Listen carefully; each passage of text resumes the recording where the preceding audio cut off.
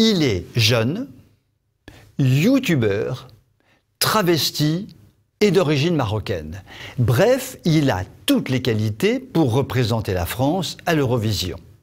Il s'appelle Bilal Hassani et il fait partie, selon le magazine Tétu, des 30 LGBT qui font bouger la France.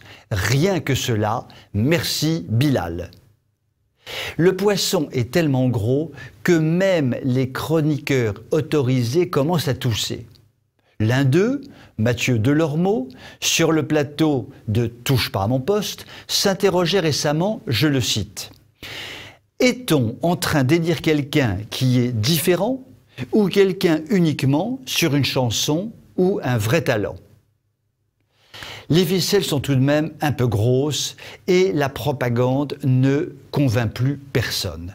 Plus personne ne veut croire en réalité à la spontanéité et à la fraîcheur de la candidature du jeune homme au concours musical international. Et si encore on le jugeait à l'aune de ses mérites musicaux, mais quand il ouvre la bouche, c'est encore pire.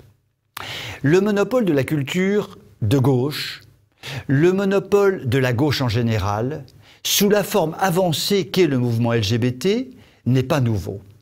En 2014, Conchita Wurst avait déjà remporté l'Eurovision au nom de l'Autriche pour les mêmes raisons que celles qui ont présidé ces dernières semaines au choix du candidat Hassani pour la France.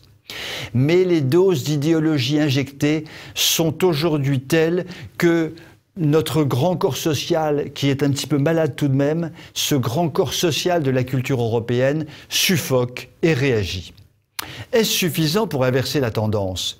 Malheureusement, nous en doutons, d'autant que le combat culturel est bien souvent le cadet des soucis des représentants dits de droite, bien plus préoccupés par l'amélioration des résultats économiques, l'allongement de la retraite ou je ne sais quoi d'autre. Faisons confiance, une fois de plus, au bon sens des peuples. Seuls les peuples pourront renverser la table de mixage.